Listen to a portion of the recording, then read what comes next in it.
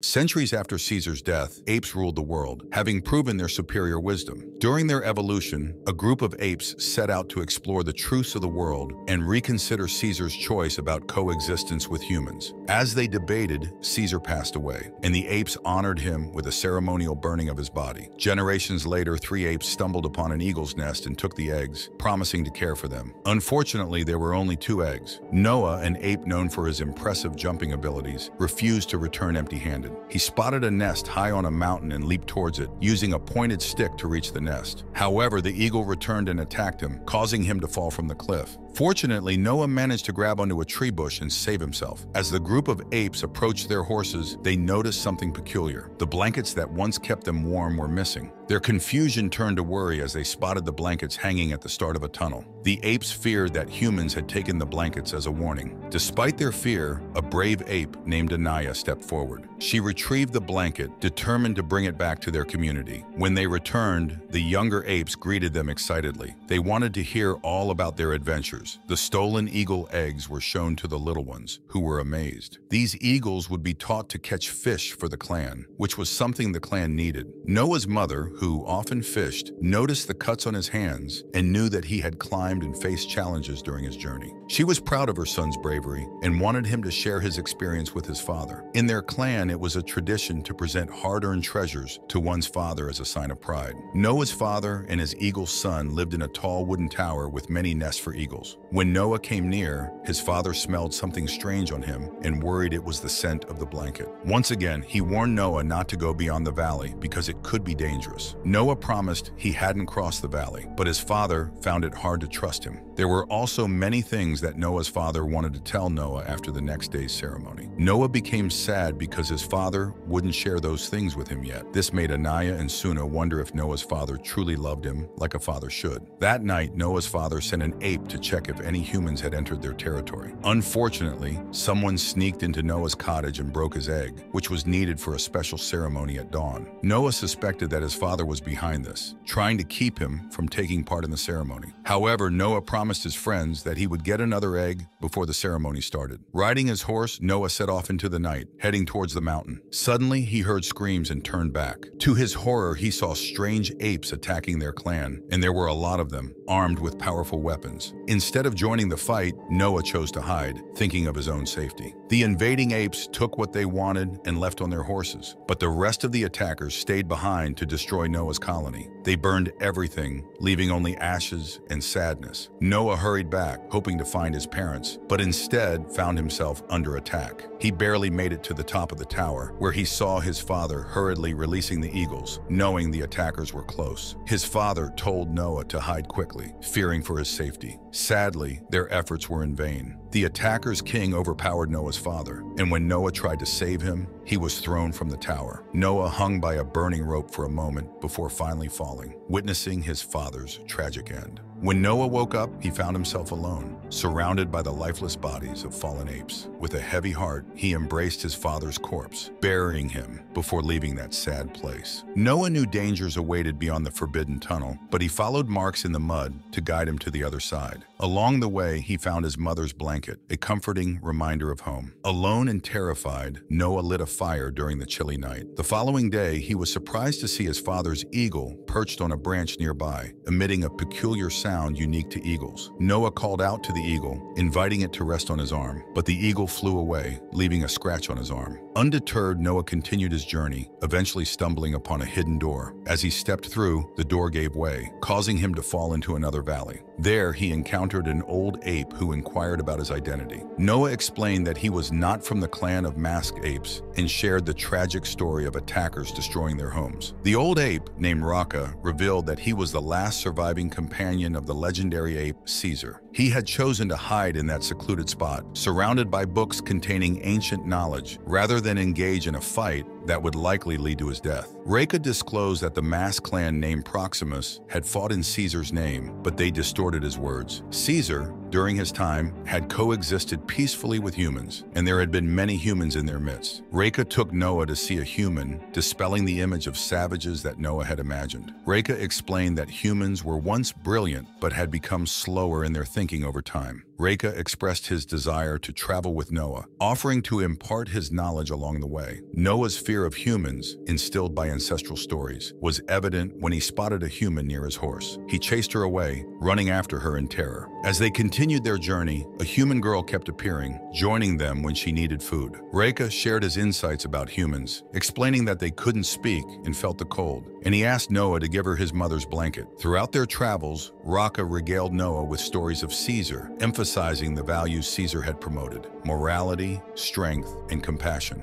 That night, Noah's curiosity was piqued when he spotted a strange machine in the forest. He jumped over it to get a closer look, and surprisingly, the human girl standing behind him also approached with equal curiosity, peering through the glass. The next day, Noah confided in Reka that the human girl wasn't as unintelligent as he had assumed. She had reacted to what they had seen. As they continued their journey, they reached a valley filled with zebras and humans living together. Noah wanted to leave the girl with her own kind, and Raka, tired from the travels, decided to stay with her. He gifted Noah with a present before bidding him farewell. Noah hadn't gone far when he heard a familiar, unwelcome sound. The Proximus Apes, who had plundered his clan, had now arrived and were attacking the humans. Noah's protective instincts kicked in, and he rushed to save the girl. Meanwhile, Reka broke a tree branch to use as a weapon, joining the fight against the savage apes. The girl hid in the bushes as the Proximus Apes searched relentlessly for her. She made a sound to respond to Noah, and together they fled on horseback before the Proximus Apes could reach her. With Reka by their side, Noah and May managed to escape the fight, leaving the furious Proximus king behind. Once they reached a safe place, Noah confided in Reka that the girl, May, could indeed speak.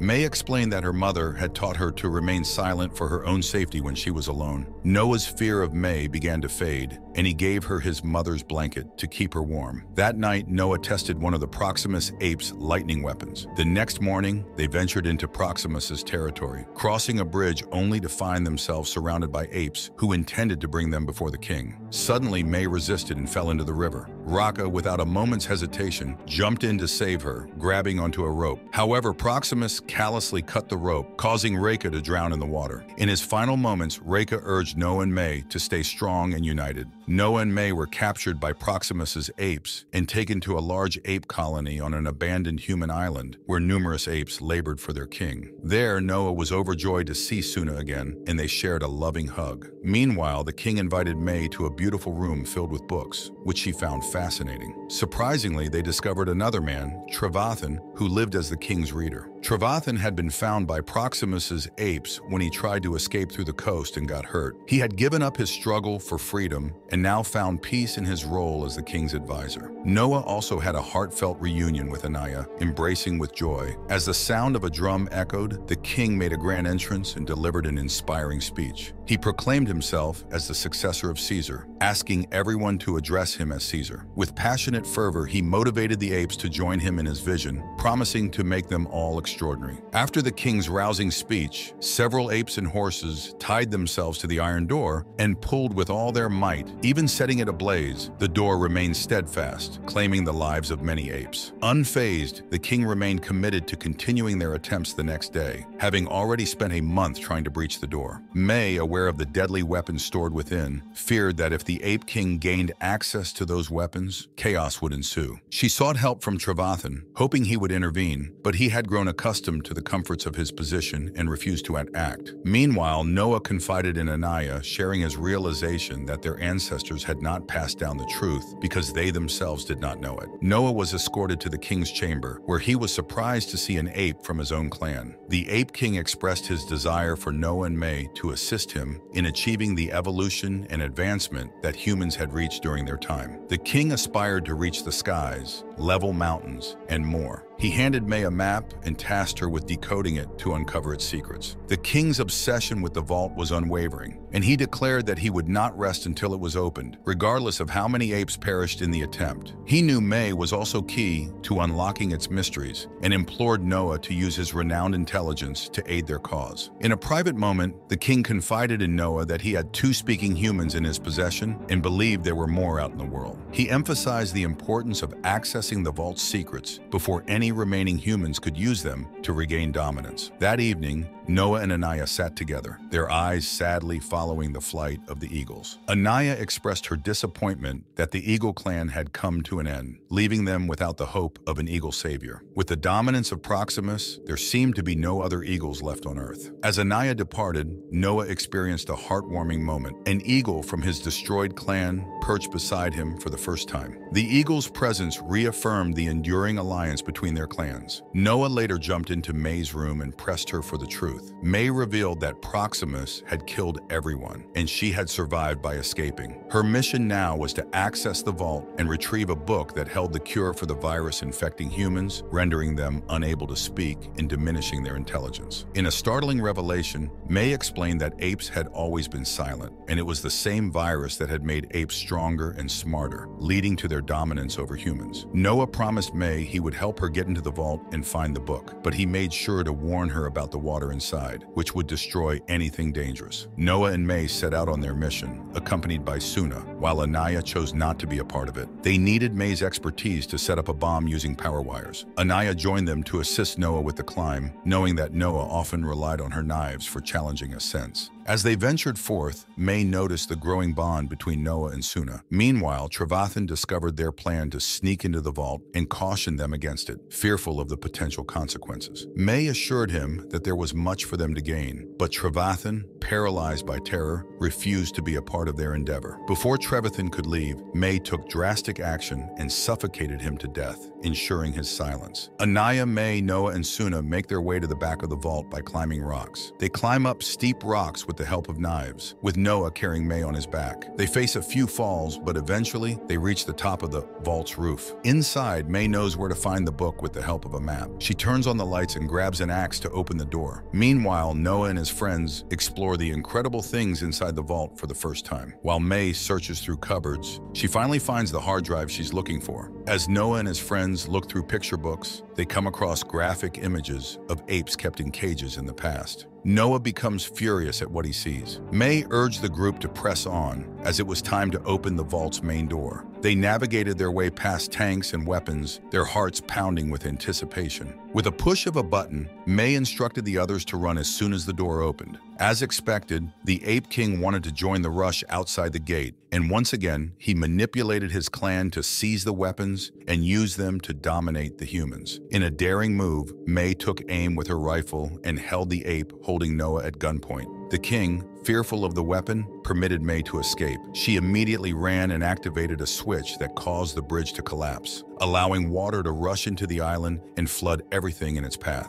The apes and the king fled for their lives, seeking refuge inside the vault, but their efforts were in vain. They could not survive the deluge. May watches as the ape clans drown from the sidelines, while Noah fights for his life by climbing to a rod in the vault. He rescues Anaya and Suna and rushes outside, only to be attacked by the king. Noah falls into the water once more, but after a struggle, he manages to climb onto the vault's roof. There, he finds many apes, including the king, who beat him severely. Despite his injuries, the king wants Noah to get up as a slave, but instead, Noah summons the eagles with a peculiar sound. Numerous eagles respond to his call, and the clan's apes join Noah in making the noise. The eagles swoop down and tear the king apart, granting Noah and his clan their freedom at last. After returning home, Noah and his friends started living peacefully. One day, May came back to see Noah, wanting to thank him, but Noah didn't like humans, thinking they were selfish. May had first come back wanting to kill Noah with a hidden gun, but she changed her mind. Noah gave her a special necklace that Reka had given him before he died. May went back to the bunker, where human researchers were working hard to make humans powerful again. She gave them a hard drive with important information. Noah and Suna then went on a new journey, and humans used the hard drive to talk to other humans through satellites. It was a big step in their plan to make things better. And with this, the movie comes to an end. Thanks for tuning in, guys.